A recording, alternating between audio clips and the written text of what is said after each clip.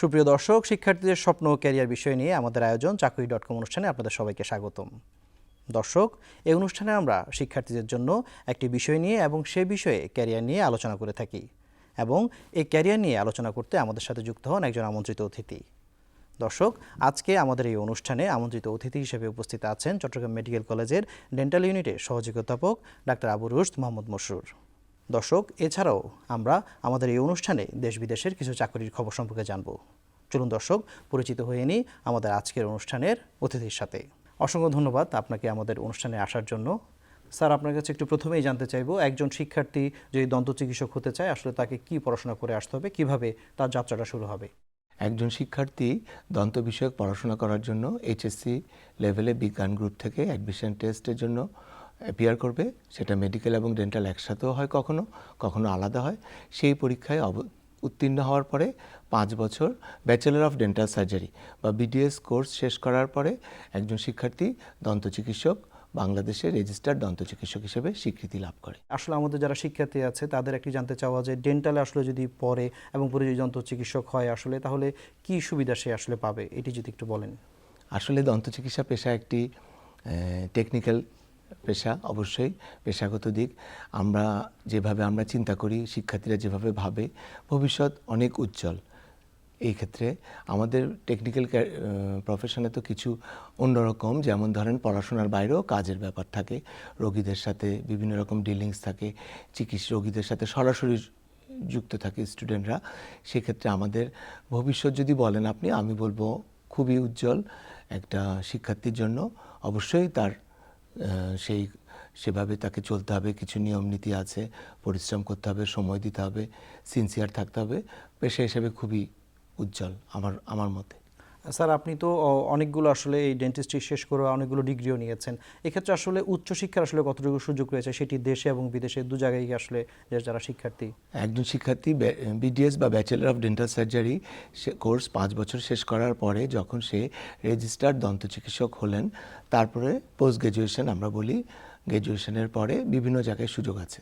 Bangladesh medical বিশ্ববিদ্যালয় বা সাবেক পিজি হাসপাতাল, বিসিপিএস, বিভিন্ন ধরনের ডিগ্রি আছে, বিভিন্ন ফ্যাকাল্টির বিভিন্ন ডিসিপ্লিনের সুযোগ আছে, ভালোই সুযোগ আছে।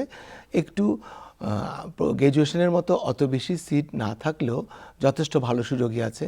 এখানে শিক্ষার্থীর নিজস্ব চেষ্টা, পরিশ্রম, এগুলোর মাধ্যমে সে এই সুযোগগুলো অ্যাভেল করতে পারে। যারা শিক্ষার্থী যারা বিডিএস পাশ করে বের হবে তাদের আসলে চাকরি ক্ষেত্রে কতটুকু সুযোগ রয়েছে দেশেও, এবং যদি সে বিদেশেও যদি চাকরি করতে চায় সেক্ষেত্রে আসলে কতটুকু সুযোগ রয়েছে? চাকরির ক্ষেত্রে আসলে আমাদের সরকারি চাকরির সুযোগ একটু সীমিত। আমাদের যদি কন্টেম্পোরারি বা সমসাময়িক আমরা মেডিকেল চিকিৎসকদের, এমবিবিএসদের সাথে যদি আমরা তুলনা করি, আমাদের আসন সংখ্যা বা চাকরির সুযোগ সীমিত।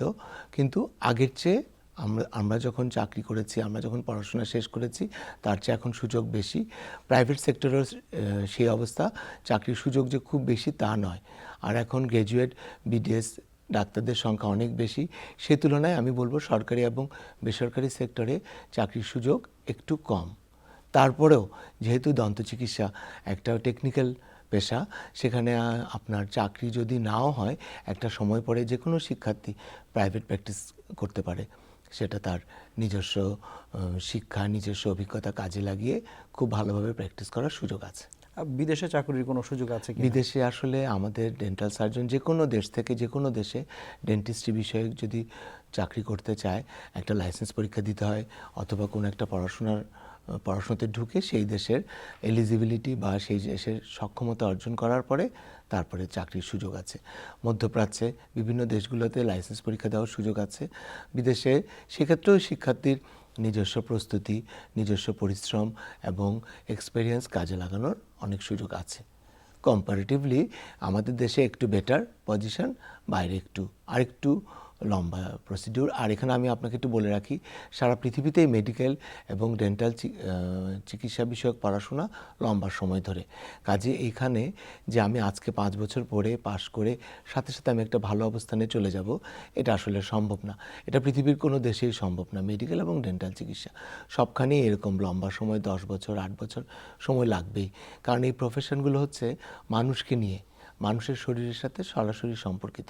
কাজে আপনি যদি একটা লম্বা সময় নিজেকে ওইভাবে অভিজ্ঞ, নিজেকে ওইভাবে দক্ষ যদি করে তুলতে না পারেন, আমরা তো মানুষের মুখে হাত দেওয়াটা ঠিক মতো হবে না, নৈতিকতারও ব্যাপার আছে, অনেক ব্যাপার।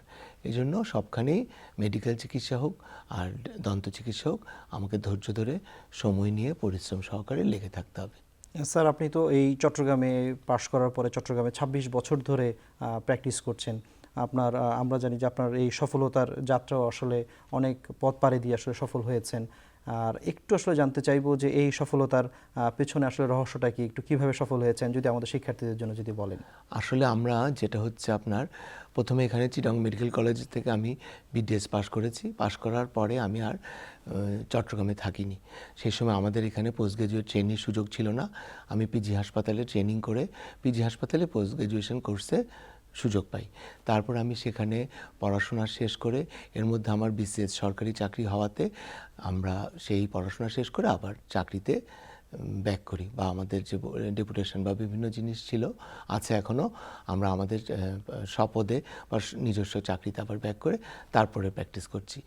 সত্যি কথা বলতে আসলে আমাদের এই ডেন্টিস্ট্রি প্রফেশন, ওই যেটা আমি আপনাকে বললাম, আজকে পাশ করলাম কালকে আমি প্র্যাকটিস করব, এই জিনিসটা আসলে আমরা, বা যদি আমরা বলি ক্যারিয়ারের কথা, কেউ যদি ভাবে যে আমি আজকে পাশ করব কালকে আমি, ক্যারিয়ারের সাথে আর্থিক ব্যাপারও আছে, খুব বেশি সক্ষমতা অর্জন করব খুব অল্প সময়ে, এগুলো আসলে অবাস্তব। অবাস্তব মানে আসলে এই ধরনের চিন্তাভাবনা না থাকাই ভালো। তাহলে হচ্ছে আমার পার্সোনাল উন্নতি, প্রফেশনাল যে উন্নতিটা, সেটা আটকে যাবে বা সেটা বাধাগ্রস্ত হবে সুন্দরভাবে। যদি আমি একটু ধৈর্য ধরে থাকি, আমরা যেমন ধরেন আমি যে পরিবার থেকে এসেছি, আমার বাবা ছিলেন সরকারি অফিসার, আমার মা ছিলেন গৃহিণী। আমরা যে জিনিসটা শিখেছি, আমরা সব ভাই বোন পড়াশোনা করতে হবে। আমার আম্মা ছিলেন খুব বেশি পড়াশোনা ওরিয়েন্টেড। পড়াশোনা ছাড়া আমরা আসলে ওরকমভাবে অন্য কোনো কিছু, টাকা পয়সার ব্যাপার, আর্থিক ব্যাপার তো আসবে ইনশাল্লাহ, পড়াশোনার একটা সাবসিকুয়েন্ট রেজাল্ট ধারাবাহিকভাবে আসবে, কিন্তু পড়াশোনার উপর আমরা খুব বেশি কনসেন্ট্রেট। আমার আম্মা, বিশেষ করে আমার আম্মা খুব বেশি পড়াশোনার উপর আমাদের জোর দিতেন, সব ভাই বোনের উপর। তো এই পড়াশোনাটা আমরা শিখেছি, পড়াশোনা করতে হবে, পরিশ্রম করতে হবে, তারপরে যা হোক হবে, তারপরে হবে ইনশাল্লাহ, সবারই হবে। কিন্তু পড়াশোনা আমাদের তো টেকনিক্যাল পড়াশোনা, পেশেন্টের সাথে যে ডিলিংসগুলো থাকে, বিশেষ করে পেশেন্ট দেখা, পেশেন্টের মুখে কাজ করা, খুব স্পর্শকাতর, খুব সেন্সিটিভ বিষয়। এখানে আরও ডেন্টিস্ট্রির একটা, আপনি জানবেন নিশ্চয়ই, ডেন্টিস্ট্রির প্রফেশনে মানুষের, বিশেষ করে রোগীদের একটা ভীতি থাকে ব্যথা নিয়ে। সেই ব্যাপারটা অনেক বেশি স্পর্শকাতর বা সেন্সিটিভ, আমরা যেটাই বলি, সেই জিনিসগুলো মাথায় রেখে ধীরে ধীরে নিজেকে প্রস্তুত করা যে আমি এখন স্টুডেন্ট। যেমন আমাদের মেডিকেল কলেজগুলোতে ফাইনাল ইয়ারে রোগীদের মুখে হাত দেওয়ার সুযোগ আছে, কাজের পারপাজে অবশ্যই সুপারভিশন থাকে, আমরা শিক্ষকরা থাকেন, যে ডক্টররা থাকেন যারা সুপারভাইজ করে একটা ফাইনাল ইয়ার স্টুডেন্টকে। সে ধীরে ধীরে কাজগুলো শিখে দক্ষতা অর্জন করবে, চিকিৎসক হবে, তারপরে সে পোস্ট গ্রাজুয়েট ট্রেনি হলো, সে ট্রেনিংয়ের সুযোগ আছে। ট্রেনিংয়ের সুযোগ না থাকলেও বিভিন্ন চেম্বারে কাজ করে আস্তে আস্তে নিজেকে গড়ে তুলবে। সে যদি নিজেকে গড়ে তুলে পড়াশোনার মাধ্যমে, পরিশ্রমের মাধ্যমে, তাহলে সে সফল হবেই ইনশাআল্লাহ। কোনো বাধাই থাকবে না তার, সে যদি পড়াশোনার টার্গেট করে, পরিশ্রমের টার্গেট করে। বিডিএস পাশ করার পরে তো আসলে এই দন্ত চিকিৎসার অনেকগুলো বিভাগ আছে, কি কি বিভাগ আছে, কিভাবে কাজ করা যায়, সার্জন হওয়া যায়, এই বিষয়গুলো নিয়ে যদি একটু বলতেন আমাদের। বিডিএস বা ব্যাচেলর অফ ডেন্টাল সার্জারি পাশ করার পর এখন আমাদের অনেকগুলো বিষয়ে পোস্ট গ্রাজুয়েশন কোর্স চালু হয়েছে। আগে স্বল্প সংখ্যক ডিসিপ্লিনে ছিল, এখন আমাদের প্রায় সব সাবজেক্টেই পোস্ট গ্রাজুয়েশন করার সুযোগ আছে। বাংলাদেশ মেডিকেল বিশ্ববিদ্যালয়, পিজি হাসপাতাল যেটা, BCPS, Bangladesh college of physicians and surgeons, তারপরে ঢাকা ডেন্টাল কলেজ, ইভেন আমাদের Chattogram medical college, Sylhet medical কলেজে এখন অনেকগুলো পোস্ট গ্রাজুয়েশন কোর্স চালু আছে এবং ভালো পরিমাণ, ভালো সংখ্যক শিক্ষার্থীর সুযোগ আছে। সেই হিসাবে আমি বলবো বর্তমানে দেশে আগের চেয়ে পোস্ট গ্রাজুয়েশনের সুযোগ অনেক বেড়েছে, যদিও শিক্ষার্থীর তুলনায় সেটা কম। আগের চেয়ে ভবিষ্যতে আরও ভালো হবে এই আশা ব্যক্ত করছি আমি। আর চাকরির সুযোগও সেরকম ধীরে ধীরে বাড়ছে। ডেন্টিস্ট্রি আসলে কোন কোন বিভাগে যেতে পারে? আমাদের অনেকগুলো বিভাগের মধ্যে আছে একটা oral and maxillofacial surgery, conservative dentistry একটি, অর্থোডন্টিক্স হচ্ছে আঁকাবাঁকা দাঁত নিয়ে ডিলিং করছে, প্রোস্থোডন্টিক্স, চিলড্রেন অ্যান্ড প্রিভেন্টিভ ডেন্টিস্ট্রি বাচ্চাদের নিয়ে, ডেন্টাল অ্যানাটমি, ডেন্টাল ফার্মাকোলজি, আমাদের মোটামুটি ওরাল প্যাথোলজি, আমাদের বেসিক সাবজেক্ট যেগুলো আমাদের ডেন্টিস্ট্রি সাবজেক্ট আদার দেন মেডিকেল ফ্যাকাল্টিজ যেগুলো ছাড়া সবগুলো সাবজেক্টে আমাদের এখন পোস্ট গ্রাজুয়েট কোর্স চালু হয়েছে, এমএস, মাস্টার্স, ডিপ্লোমা, তারপরে ফেলোশিপ, বিসিপিএস যেটা দিচ্ছে সবগুলো কোর্সেই চালু আছে। স্যার একটু বলবেন, আমাদের শিক্ষার্থীরা আসলে জানতে চায় যে এই ডেন্টিস্ট্রি যারা দাঁতের দন্ত চিকিৎসক রয়েছে, বিডিএস হওয়ার পরে আসলে আমাদের যেই অনেকগুলো বিভাগের কথা তো বললেন, এই যে বিভাগগুলো আছে সেই বিভাগগুলোতে আসলে কিভাবে পড়াশোনা করবে, এই যে উচ্চশিক্ষার কথা বললেন, এই বিভাগগুলো নিয়ে যদি একটু বলেন একটু বিস্তারিত। এই বিভাগগুলোতে আমাদের যখন পোস্ট গ্রাজুয়েশন পরীক্ষার জন্য শিক্ষার্থীরা অবতীর্ণ হবে তাকে কিছু প্রিপারেশান নিতে হবে পরীক্ষা অ্যাডমিশন টেস্টের জন্য। সেই প্রিপারেশান নেওয়ার উপর ভিত্তি করে অনেক সময় শিক্ষার্থী যারা বিডিএস পাস করার পরে ঠিক করে ফেলে যে আমি সাবজেক্টগুলোর নাম আপনাকে বললাম, oral and maxillofacial surgery, conservative dentistry, অনেকের ঝোঁক থাকে যে আমি ওই ডিপার্টমেন্টে যাব, আমি ওইটার উপরে একটু পড়াশোনা করব, তারপর অর্থোডন্টিক্স, প্রোস্থোডন্টিক্স, সেই হিসাবে স্টুডেন্ট নিজেকে ওইভাবে গড়ে তুলবে। সচরাচর যেটা হয়, আমরা যখন অ্যাডমিশন টেস্টে ভর্তি পরীক্ষায় যখন সে উত্তীর্ণ হওয়ার পরে সে ওই জায়গাতে এন্ট্রি পেল। এন্ট্রি পাওয়ার পরে তার 5 বছরের একটা সময়তে সে নিজেকে বিভিন্নভাবে, সেটা ক্লিনিক্যালি আমরা বলি রোগীর সাথে, থিওরিটিক্যালি পরীক্ষার মাধ্যমে, রিটেন এক্সাম, তারপর ভাইভা পরীক্ষার মাধ্যমে সে এই 5 বছর নিজেকে প্রস্তুত করবে। এটা একটা লম্বা প্রসিডিউর হলো, এটা আমি আপনাকে আগেও বলেছি, মেডিকেল এবং ডেন্টাল শিক্ষায় আমাদের সময় দিতেই হবে, কারণ আমাদের কাজ হলো মানুষকে নিয়ে। এই লম্বা প্রসিডিউরটাতে, এই লম্বা প্রক্রিয়াতে যখন সে যাবে, সে ক্লিনিক্যালি, তারপরে সে থিওরিটিক্যালি নিজেকে যখন সমৃদ্ধ করবে, সে একটা নিজের মধ্যে কনফিডেন্স ডেভেলপ করবে যে আমি এখন রোগীকে দেখতে পারবো। তারপরে স্বাধীনভাবে নিজেকে একা রোগীকে দেখা, সেটা একটা ব্যাপার আছে। আবার আমাদের এমনও আছে, আমরা যেমন নিজেরা নিজেদের কলিগদের সাথে আমাদের প্রতিনিয়ত যোগাযোগ হচ্ছে, আমরা একটা পেশেন্ট দেখছি, আমি যদি বুঝতে না পারি আমি অন্য ফ্যাকাল্টির বা আমার নিজের ফ্যাকাল্টির রোগীদের জিজ্ঞেস করছি। এই যে কানেকশান, এই যে কমিউনিকেশনটা, এটাও আমরা কোর্সে থাকাকালীন সময় এই সুযোগটা থাকে, আমরা এটা ডেভেলপ করি যে আমি একটা জিনিস বুঝবো না, আমি এই পেশেন্টটাকে আমি নিয়ে আসবো আমার ইনস্টিটিউটে। আমি একটা জিনিস বুঝছি না, আমরা বলি ডায়াগনোসিস, রোগ নির্ণয় আমরা করতে পারছি না, আমি না পারি, আমি আরেকজন, আমার ফেলো, আমার সিনিয়র, আমার টিচার, যে কারো আমি হেল্প নিতে পারি, একজনের অধিক 2-3 জনের হেল্প নিব। হেল্প নিয়ে আমরা জিনিসটা একটা সেটেল করব যে আমরা রোগ নির্ণয়টা আমরা কনফার্ম করব যে এই রোগে উনি সাফার করছেন। এই জিনিসগুলা, এই যে 5 বছরের লম্বা সময় যে আমরা একটা প্রক্রিয়ার মধ্যে দিয়ে যাই, এর মাধ্যমে একজন শিক্ষার্থী বিডিএস পাশ করার পরেও আবারও সে এই সময়ের মধ্যে নিজেকে সমৃদ্ধ করে নেবে। সমৃদ্ধ করবে এই কারণে তার পেশাগত, তার ক্যারিয়ার, তার পার্সোনাল, যে আমি কনফিডেন্স, আমি এই রোগীটাকে আমি হ্যান্ডেল করতে পারবো। আমরা স্টুডেন্টকে বলি যে তুমি এমন লেভেলে পৌঁছাও আস্তে আস্তে, গ্র্যাজুয়ালি, যে তুমি এই কাজটা আমি কনফিডেন্সের সাথে পারবো। আমি যদি না পারি, আমি এটা কাউকে রেফার করে দিব, আমি পাঠিয়ে দিব, কিন্তু আমি রোগীটাকে কোনো অপচিকিৎসা বা ম্যাল ট্রিটমেন্টে আমি নিজেও যাব না, রোগীকেও আমি নিব না ইনশাআল্লাহ, যে আমি রোগীকে একটা সঠিক পথ দেখাবো যেভাবে। এই জিনিসগুলো, এই যে প্রসিডিউরটা পোস্ট গ্র্যাজুয়েশনের পরে বা গ্র্যাজুয়েশনের সময়, এগুলো একটা আমাদের মেডিকেল বা ডেন্টাল শিক্ষায় অপরিহার্য বিষয়। আমি রোগীকে নিলাম, আমি আজকে ডাক্তার হয়ে গেলাম, আমি স্বাধীন, আমি ইচ্ছামতো, আসলে কিন্তু আমি স্বাধীন। আমাকে যখন Bangladesh medical and dental council একটা রেজিস্ট্রেশন নাম্বার দিয়ে দিচ্ছে, আমি স্বীকৃত একজন দন্ত চিকিৎসক, আমি সুন্দরভাবে প্র্যাকটিস করতে পারবো যে কোনোখানে, বাংলাদেশের যে কোনো প্রান্তরে। কিন্তু আমি এই স্বাধীনতাটা যেন আমি অপব্যবহার না হয় আমার মাধ্যমে, আমার জ্ঞাতসারে অথবা অজ্ঞাতসারে, এই জিনিসটা অনেক জরুরি। আমরা তো কেউ আসলে রোগীর কেউ ক্ষতি করতে চায় না, করে না, কিন্তু যাতে আমার অজ্ঞাতসারে, আমার না জানার কারণে বা আমার কোনো লিমিটেশন, সীমাবদ্ধতার কারণে যেন কোনো রোগী সাফার না করে, এই জিনিসগুলো আমরা এনশিওর করি। মানে একটা শিক্ষার্থী যখন এই প্রসিডিউরের মধ্যে যাবে, একটা লম্বা সময়ের মধ্যে কাজের মাধ্যমে, পড়াশোনার মাধ্যমে সে এই দক্ষতাটা অর্জন করবে। আমরা নিজেরাও ওইভাবে অর্জন করেছি, আমরা আশাও করি, বিশ্বাস করি এইভাবে একটা শিক্ষার্থী এই ধরনের দক্ষতা অর্জন করে সে একটা কনফিডেন্ট, স্কিলফুল একটা দন্ত চিকিৎসক বা ডেন্টাল সার্জন হবেন। অনেক শিক্ষার্থীও হয়তো আপনাকে জানতে চাইবে, আপনি আসলে যে দন্ত চিকিৎসক হবেন, ডেন্টিস্ট হবেন, এটি আসলে আপনার কখন মনে হয়েছে বা কখন সিদ্ধান্ত নিয়েছেন যে এই পেশাতেই আপনি ক্যারিয়ার গড়বেন? আসলে আমরা এই জিনিসটা তো অনেক সময়, আমার পার্সোনাল কথা যদি বলি, আমাদের সময় তো পরীক্ষা একসাথে ছিল। আমি দন্ত চিকিৎসায় চান্স পেয়েছি, বিডিএসে আমার চান্স পাওয়াতে আমি বিডিএসে এসেছি। এটা অনেক সময় অনেকের পছন্দক্রম থাকে যে আমি দন্ত চিকিৎসায় পড়বো। আমার ক্ষেত্রে আমি বিডিএসে চান্স পেয়েছি বলে আমি এসেছি। এটা যদি সে নিজে পছন্দ থাকে, অথবা যদি তার কোনো সিদ্ধান্তহীনতায় ভুগে, সেক্ষেত্রে আমরা বলবো যে সিদ্ধান্তহীনতায় ভোগার কোনো কারণ নেই। তার যদি ঝোঁক থাকে দন্ত চিকিৎসা বিষয়ক, সে কনফিডেন্সের সাথে সে যে কোনোভাবেই ঢুকে যেতে পারে। মানে আমি বলছি এটা নিয়ে কোনো টেনশনের কিছু নাই, যে আমার দ্বিধাদ্বন্দ্বের কিছু নাই। আমি সময় দিব, আমি পরিশ্রম করব, পড়বো, আমি রোগীর সাথে রোগীকে দেখব, রোগীর পিছনে সময় দিব, আমি ভালো করব। যদি সে তার মধ্যে থাকে যে আমি দন্ত চিকিৎসা আসবো, বিডিএস কোর্সে পড়বো, আমার মনে হয় সে খুব ভালোভাবে ভালো মনেই এগিয়ে যেতে পারে, এগিয়ে যাওয়া উচিত।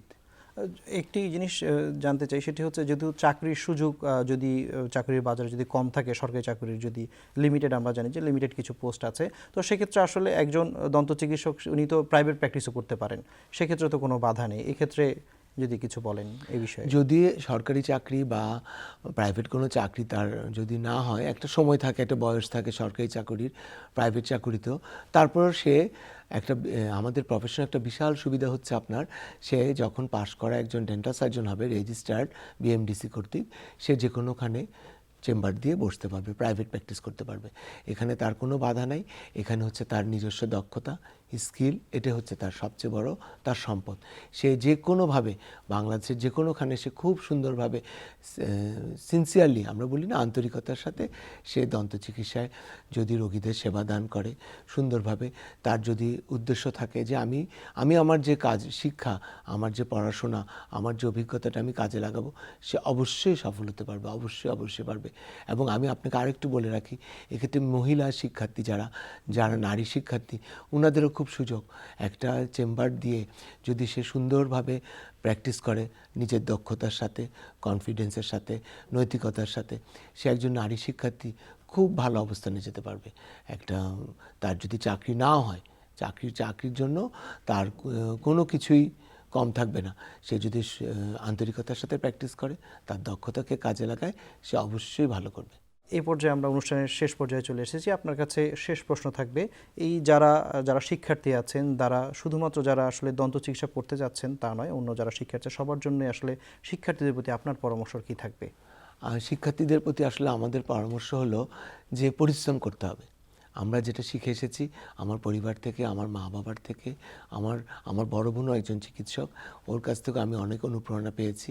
তো যে আমার পরিশ্রম করতে হবে। আমরা আসলে আমাদের প্রফেশনে তো, যেহেতু আমি দন্ত চিকিৎসায় আছি অনেক বছর, একটা টার্গেট থাকে আজকাল যে আমি আজকে পাশ করব, কালকে আমি আর্থিকভাবে খুব বেশি সক্ষম হয়ে যাব। এই কথাটা আমি বারবার বলছি, এটা হয়তো অনেকের হয়তো ভালো নাও লাগতে পারে, কিন্তু কোনো প্রফেশনেই তো আজকে আপনি একটা ডিগ্রি অর্জন করলেন যে কোনো প্রফেশনে, বা আপনি কালকেই রাতারাতি কিছু হতে পারবেন না। আপনাকে সময় দিতে হবে, আপনাকে শারীরিক পরিশ্রমও করতে হবে, আপনাকে পড়াশোনাও করতে হবে। আমাদের ক্ষেত্রে যেটা হচ্ছে, রোগীর সাথে যে একটা রোগীর পিছনে যে সময় দেওয়া, রোগী দেখা, কাজকর্ম করা, এগুলা যদি একটা শিক্ষার্থী যে কোনো প্রফেশনে সে সিনসিয়ারিটি, আন্তরিকতার সাথে লেগে থাকে, সময় দেয়, পরিশ্রম করে, তাহলে সে সফল হবেই। আমাদের সুবিধা হচ্ছে দন্ত চিকিৎসার ক্ষেত্রে আমরা টেকনিক্যাল প্রফেশন, আমাদের অনেকগুলো সুবিধা আছে। চাকরি না হলেও আমাদের একটা সুযোগ থাকে। আমাদের এখানে ছেলে মেয়ের কোনো বিভেদ নাই। সেই নারী শিক্ষার্থী, পুরুষ শিক্ষার্থীর সবার সমান সুযোগ, সে প্র্যাকটিসেরও সমান সুযোগ, চাকরিরও সুযোগ। আমাদের একটু বাড়তি সুযোগ টেকনিক্যালের কারণে, কিন্তু যে কোনো শিক্ষার্থী যে কোনো এতে আপনার প্রফেশনে সে যদি সিনসিয়ার থাকে, পরিশ্রম করে, সে সফল হবেই। অসংখ্য ধন্যবাদ আমাদের আজকের অনুষ্ঠানে অংশগ্রহণের জন্য। আমি নিশ্চিত আমাদের শিক্ষার্থী যারা দেখেছেন এবং এই অনুষ্ঠানটি যারা দেখবেন, তারা অনেক গুরুত্বপূর্ণ তথ্য পেয়েছেন দন্ত চিকিৎসক হওয়ার জন্য। এবং এই বিষয়ে আসলে পেশা হিসেবে যদি দন্ত চিকিৎসাকে বেছে নেয়, তাহলে আসলে তারা কিভাবে সফল হবেন সেটি আশা করছি তারা অনেক কিছুই জানতে পেরেছেন এই আপনার কথার মাধ্যমে। আপনাকে অসংখ্য ধন্যবাদ আমাদের অনুষ্ঠানে অংশগ্রহণের জন্য। আপনাকেও ধন্যবাদ। আমি নিশ্চিত আজকের এই আলোচনা থেকে আমাদের শিক্ষার্থীরা অনেক গুরুত্বপূর্ণ তথ্য পেয়েছেন কিভাবে দন্ত চিকিৎসক হয়ে উঠবেন, এবং এই দন্ত পেশায় ক্যারিয়ার হিসেবে যদি বেছে নেয় তাহলে কিভাবে সফল হওয়া যায় সে সম্পর্কেও জানতে পেরেছেন। দর্শক, অনুষ্ঠানের এ পর্যায়ে আমরা জানব দেশের চাকরির খবর।